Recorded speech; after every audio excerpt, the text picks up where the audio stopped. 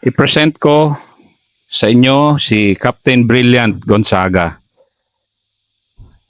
Siya ay isang napakalaki ng trabaho niya dito sa Sulu dahil bilang company commander ng Charlie Company ng 35th Infantry Battalion. Siya yung in charge sa pagpapanatili ng kapayapaan inside Metro Jolo, yung syudad mismo. And sa isang unit, napakalaking trabaho yon. I-present ko si Captain Gonzaga. Magandang araw po sa lahat ng mga nanonood. I am Captain Brilliant B. Gonzaga, currently the company commander of Charlie Company under 35th Infantry Battalion of 11 Infantry Alakdan Division. So yung company namin, Charlie Company, is in charge of securing Metro Jolo. So yung area of operation namin includes 8 barangays of Jolo and yung mga adjacent barangays of Jolo. Specifically yung mga parts na ng Patikol, like Gandasuli, Umangay, Tandobagwa, Liang, Bangkal, and other barangays na adjacent dito. So, we reported way back 2018 na kung saan yung province of Sulu is ito ay under pa sa supervision ng 1st Infantry Tabak Division. So, hindi pa siya 11 ID. So, noong 2018 nun, so during that time is, of course, hindi pa ganito na setup ngayon na peaceful na. So, nung araw na yon ay magulo. So, I still remember nung when we were platoon leaders, yung area namin sa Jolo. Isa sa mga high risk doon is yung threat of bombings. So, there were series of bombings. Hindi lang ito referring sa IED or improvised explosive device, but also yung mga suicide bombings, na threat ng suicide bombing. So during that time, while ongoing yung focus military operation in some parts of the province, so our unit, our company, was tasked to support and to secure yung Metro Jolo. Tulad na niyan, isa sa mga activities ay we cut enemy supply lines since ang Metro Jolo is part ng ang sentro, o yung tinatawag ng center of commercials in the province. So dito nanggagaling yung mga supplies, yung logistic supplies ng enemies, ng ASG particularly.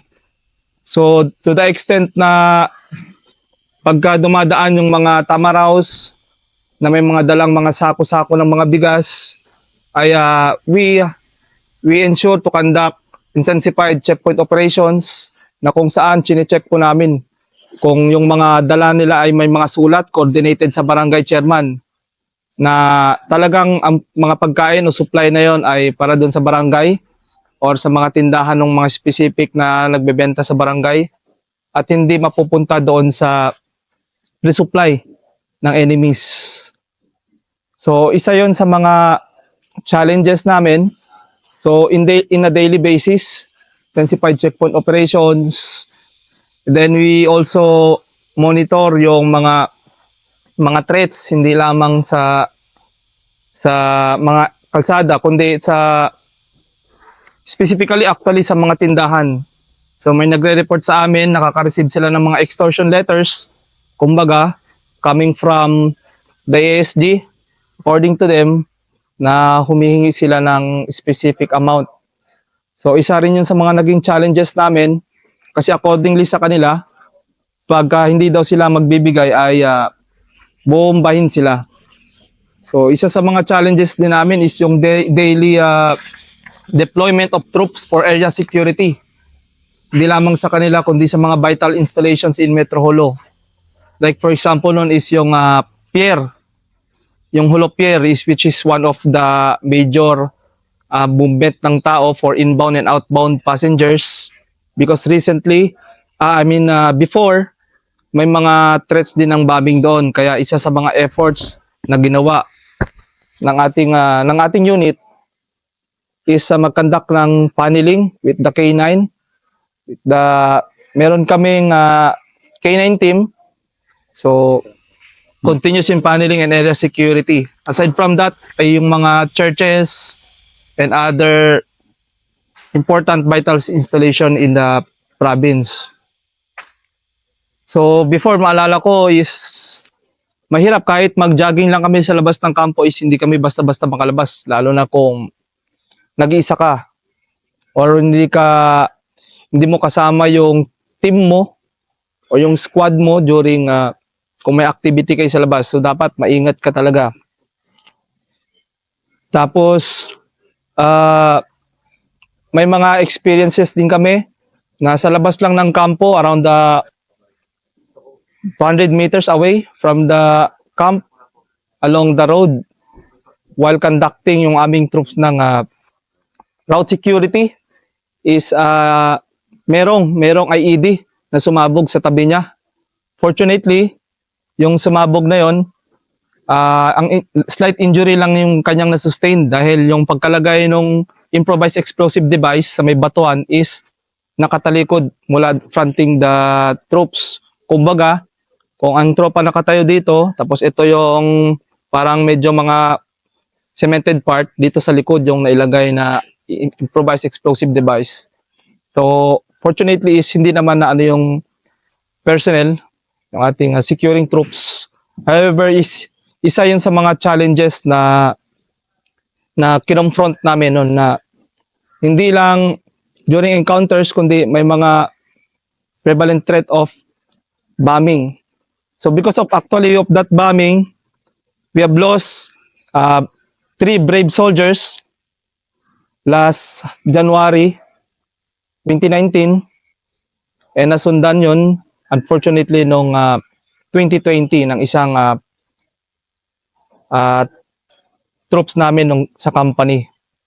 They paid the ultimate sacrifice while conducting area security nung may suicide bombing na nangyari noon. So they immediately responded. However, because of the enemy new tactics na hindi na sila gumagamit lang ng improvised explosive device is meron na silang mga suicide bomber. So yung ating personnel, tayo na nandun sa ground, sila yung unang tinamaan. So may mga collateral damage like yung civilian because of that terroristic attack. Isa din sa mga threat na kinonfront namin is yung mga shooting incidents. So napakaraming shooting incidents during that time sa aming area of operation sa Metro Holo. So isa yon sa mga threat. Kasi yung shooting incidents, hindi lang siya personal grudge. May mga drug related. So, isa siya sa mga factor na nagko-contribute doon sa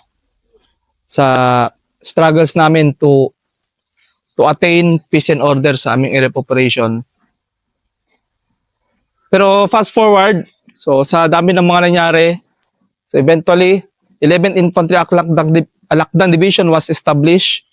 So, malaking tulong ito dahil nadagdagan yung mga personnel and yung mga troops na nagsisecure sa ating mga area of operation. So, during that time, so we also intensified yung community engagements and together with the LGUs. So, may mga activity doon na kailangan. So, uyatan, minsan o madalas, wala talagang tulugan just to ensure na yung ating mission ay ma-accomplish. Daily patrol, daylight and nighttime. So, isa sa mga efforts ay see na very effective na nag-contribute sa peace and order ng Metro Holo dito sa province of Sulu is yung daily mobile and foot patrol in the area and in partnership with the community or the LGUs. So, nung point na yon, during that time, dahil mas marami yung engagement, nakukuha natin yung concern ng mga community natin, hindi na siya puro enemy-centric. Hindi lang focus lagi sa military, sa enemy. So yung military is mas in-intensify pa yung kanyang people-centric na approach so sa community. So series of Barangay Peace and Order Council meetings was conducted in Badak. So BPATs were also trained, hindi lamang ng PNP, also by the AFP. And we also conducted some PCRBE lecture or efforts preventing and countering resurgence and violent extremisms since yung mga youths are very vulnerable from influence to na baka pwede silang ma-recruit for violent extremism. So with that, sa unting-unting nakukuha, mas nadadagdagan pa yung tiwala ng tao sa atin, sa Armed Forces of the Philippines, and then continuous conduct of support operation activities such as hindi lamang patrol, hindi lamang dialogues or peace dialogue engagement, kundi may mga outreach programs tayo, initiatives to show the people here in Metro Jolo, the province of Sulu, na talagang genuine yung ating kagustuhan na makamit yung kapayapaan dito sa probinsya ng Sulu. So on September 2023, finally, with the resolution, the province of Sulu was declared Abu Sayyaf free. So it was the product of collaborative efforts not only by the Armed Forces of the Philippines but also the other government agency units, the LGUs of the province, and of course yung sa community. So malaki talaga ang ginampanan nito ng pagtulong-tulungan ng lahat dito sa province. So hindi lamang ito makukuha sa gera or sa simpleng pag-uusap, kundi dapat genuine yung ating mga intensyon, may mga actions, and then pagtutulungan ng mga agencies. Actually, yung harder part kasi sa'yo, yung harder part sa trabaho mo kasi is really preventing yung resurgence ng ano man yung violent activities yung na nadaanan mo rin. How do you get yung ownership ng tao na gusto rin ba nila of course gusto nila yung kapayapaan, pero paano mo na hindi lang yung armed forces yung gumagalaw, kundi nagiging kasama yung tao, yung ownership, paano nyo ginagawa, ano yung steps nyo na ginagawa? Yes, sir. So mahirap talaga, sir, kung may mga campaigns tayo na gusto nating implement without the support of ng LGUs na directly na nandito sa community. So with the more intensified engagement namin, sir, hindi lang sa mga barangay chairman, so to the mayors, of course, and of course nandyan din man yung support ng ating governor, nandyan yung mga sa level sa may barangay, nandyan yung mga kagawads, BPATs. So kino-convince natin sila pagka may mga gulo na sumama sila sa atin, involved sila sa conflict resolution, since ito naman ay malaki ang maitutulong sa kanila upang mas maging maayos yung kanilang lugar o yung kanilang barangay. And malaki yung na-appreciate nila dito kasi nung may mga halimbawa, ito ay example ay yung Rido or yung clan war or family feud. So minsan sa level nila ay hirap silang ayusin itong ganitong conflict kasi Pag walang presence ng men in uniform, no, wala tayo na pumapagitna sa kanila. So talagang hirap sila. So sinamahan natin sila all throughout hanggang maresolba yung mga ganong conflict. Until such time, yung LGUs nakita nila yung ating sinseridad na makatulong sa kanilang lugar. So hanggang naayos natin yon at nagtuloy-tuloy na siya. Eventually, pag may mga activities, so before, hindi masyado yung ano sa atin, sa mga meetings ngayon, pag may mga consultation meetings with regards to peace and security, ay nandoon tayo upang umalalay, tumulong, gumabay sa mga kasama natin sa komunidad. Yung LGU naman, it's always a challenge kasi kailangan magkuha natin yung buy-in nila, di ba? Na yung sincere tayo, pero yung very strict yung enforcement nung ano man yung mga measures natin para yung prevent yung resurgence. Pero yung buy-in ng LGU talagang minsan complicated din or sophisticated approach dapat kung ginagawa for you to really be in close and lasting partnership with them. So ano yung mga ginagawa mo bilang syempre ikaw nasa front line diyan na to be a strong partner ng mga LGUs sa Metro Holo. So actually sir, dati noon is yung unit ay siya ang naging Metro Holo Interagency Task Group o yung tinatawag na MGTAG. So during that time, we were deputized, the unit was deputized to implement the enforcement support operations na kung saan dito, maalala ko ay sa kayusan ng Metro Holo, may kahit to the extent na minsan yung mga illegal parkings, kami yung mismong tumutulong sa kanila na nagbubuhat yung mga. Naalala ko sa isang 6x, 10 yung inakyat namin na motorsiklo noon, mga violators ng illegal parking. So, kumbaga, in a nutshell, yung unit ay naging, kumbaga, strong partner ng LGU dito sa pagpapanatili ng kaayusan. Hindi lang yun, minsan may mga vehicular accident na kung saan nag-provide tayo ng humanitarian assistance, basic first aid, and then dinala siya sa hospital.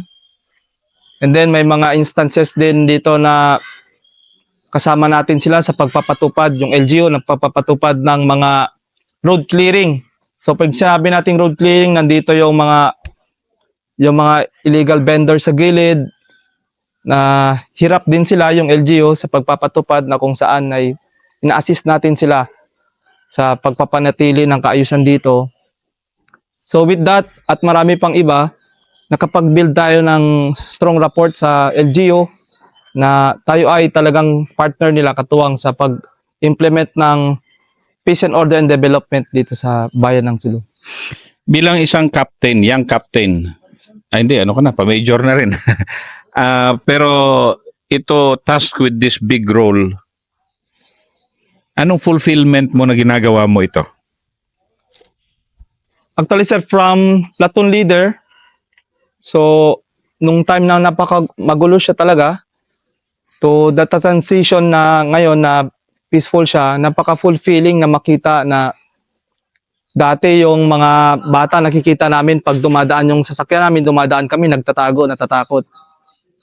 Pero ngayon pag dudaan ka dyan, makakita ng sundalo na naka-uniforme, talagang magbababay, sasaludo, kakaway, nakangiti at lalapitan ka.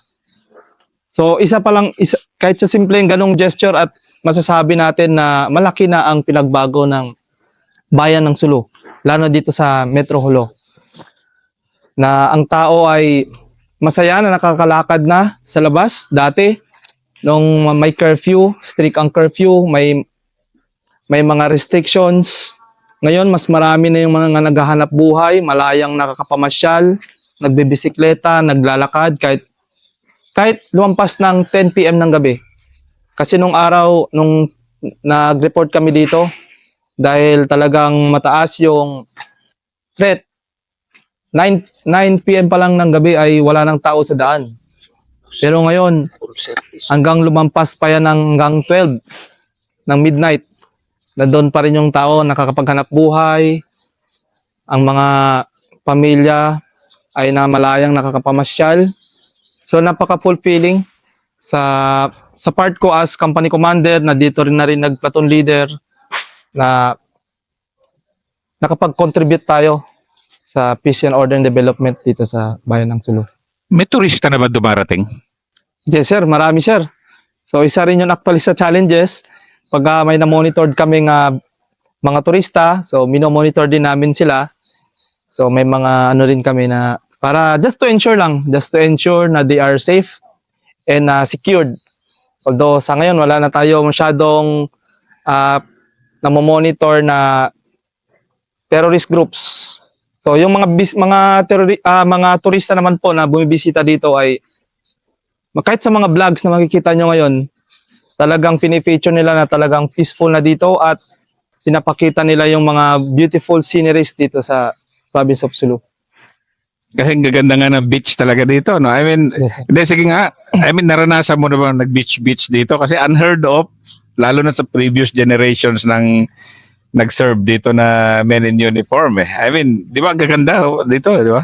Yes sir, actually sir, nung platoon leader kami sir, hindi ako personally talaga sir, hindi ako nakakalayo kahit kung saan lang yung from camp, kung saan lang yung mission na pinapapunta, doon lang. The rest dito actually, later ko na lang ito napuntahan dahil sa gulo nga. Pero ngayon, kahit mag-beach na mag-team building or socials sa mga beaches dito na napakaganda. So, pwede na natin gawin. Safe Ano sir. ang naging big part ano naging part ng professionalization ng mga sundalo na sa nakakontribute sa yung success nyo so far, and we wish you na talagang very successful always yung inyong trabaho. Pero ano naging part ng ang dala mo na ay professional soldiers? Yes, sir. Actually, sir, napakalaki ng role ng isang sundalo, lalo na kung siya ay dinadala niya yung kanyang trabaho professionally. Naniniwala ko, sir, sa kasabihan na talagang the best CMO is a disciplined soldier. So, nung nagkaroon na ng 11th Infantry Alactad Division dito, nadagdagan yung mga CAFGU na dito na locally galing dito, mga tausugs, and maraming nag-enlist ng enlisted personnel, including kahit officer na galing mismo dito. So, with that, we always ensure that we perform our duty. We brief our troops to perform our duty with full dedication, and yun nga, dapat sa the way na tayo ay, sa pananamit pa lang, dapat maayos. The way na mag-approach tayo sa tao ay maayos, with respect, with proper courtesy. And pagka may mga problema, pwede na natin sila ayusin ng maayos na usapan or dialogues. No, hindi na parang bigla-bigla is nagde-decide tayo abruptly. So mas maayos na tayo na pag-usap, and then yun na nga, professionally yung mga CMO activities natin is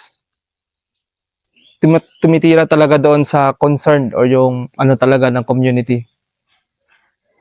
Hindi lang focus military operations. So although before meron tayong mga CMO activities, but ngayon pagka ini-implement yun ng ini-implement natin is with respect to the community. We observe yung cultural sensitivity dito. We respect the traditions of the people.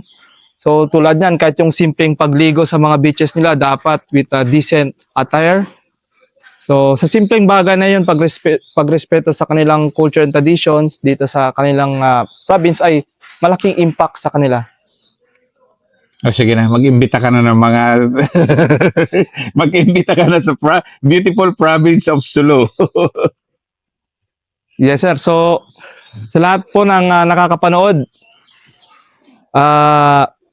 Kung meron po kayong plano na bumisita dito sa province of Sulu, masasabi namin 100% na safe po dito. Hindi na wala na pong ASG dito na dati na pinoproblema or mga kidnap for ransom history na nakita natin before. Malayo na po tayong mamasyal, makita, mag-vlog, makita natin yung mga magagandang beaches dito at yung rich culture and traditions ng mga kababayan nating Tausugs. Thanks, brilliant.